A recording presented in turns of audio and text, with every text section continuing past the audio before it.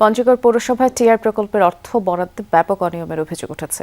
7টি মাদ্রাসায় উন্নয়ন কাজের জন্য প্রায় 15,60,000 টাকা বরাদ্দ অনুমোদন করে পঞ্চগড় পৌরসভা। অনুমোদনের 1 বছর পার হলেও দৃশ্যমান কোনো কাজ হয়নি কয়েকটি প্রতিষ্ঠানে। এ ঘটনায় স্থানীয়দের মাঝে ক্ষোভ তৈরি হয়েছে।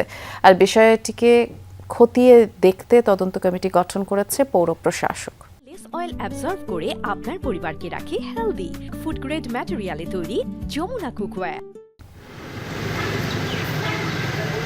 গত 2024-25 অর্থবছরে গ্রামীণ অবকাঠামো রক্ষণাবেক্ষণ টিআর নগদ টাকা কর্মসূচির আওতায় 7টি মাদ্রাসা শিক্ষা প্রতিষ্ঠানকে উন্নয়ন কাজের জন্য 15,60,000 টাকা বরাদ্দ দেয় পঞ্চগড় পৌরসভা।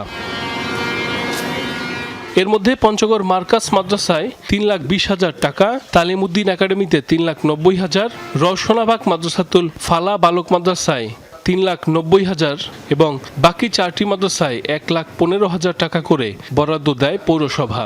কিন্তু অনুমোদনের 1 বছর পার হলেও দৃশ্যমান কোনো কার্যক্রম দেখা যায়নি পঞ্চগড় মার্কাস মাদ্রাসার। এইখানে এইভাবে কোনো মাদ্রাসার অস্তিত্ব আমি কোনোদিন দেখি নাই, আমার নজরেও পড়ে নেই। এখানে তো কোনো মাদ্রাসা নাই, বিগত 8-10 বছর ধরে এখানে কোনো মাদ্রাসা হচ্ছে নাই এবং কোনো হওয়ার কোনো পরিকল্পনাও দেখি না। এখানে মার্কাজের কোনো মাদ্রাসা নাই এবং মাদ্রাসার অনুসূচনাও নেই। মাদ্রাসা বলতে এখানের লোকজন আসে বৃহস্পতিবারে সব গুজারি করে এবং শুক্রবারে সকালবেলা তারা চলে যায়। সরেজমিনে দেখা যায় একক ব্যক্তি মালিকানায় পরিচালিত রওশনাবাগ মাদ্রাসাতুল ফালা, ইসলামবাগ মাদ্রাসাতুল রাইয়ান ও তালিমউদ্দিন একাডেমি মাদ্রাসায় বরাদ্দের টাকায় কেনা হয়েছে ফার্নিচার, ল্যাপটপ, ফ্রিজ সহ নানা ব্যবহারিক পণ্য। চাহিদাপত্র অনুযায়ী এসব পণ্য কেনা হয়েছে বলে দাবি বরাদ্দ পাওয়া মাদ্রাসা কর্তৃপক্ষের।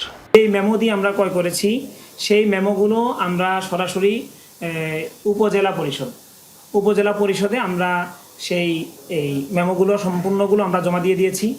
আর এটার কপি আমরা আমাদের কাছে রাখিনি। ভাউচারও আমরা ওই উপজেলা অফিসে সেগুলি আমরা সাবমিট করেছি। এরপরে আমাদেরকে দ্বিতীয় বিল দিয়েছে এবং এখানে আমাদের অডিটও হয়েছে। এখানকার কার্যক্রম ওনারা দেখেছেন, ছাত্রদের পড়া অবস্থা দেখেছিলেন, যাবতীয় বিষয় দেখে ওনারা সন্তোষ প্রকাশ করেছেন।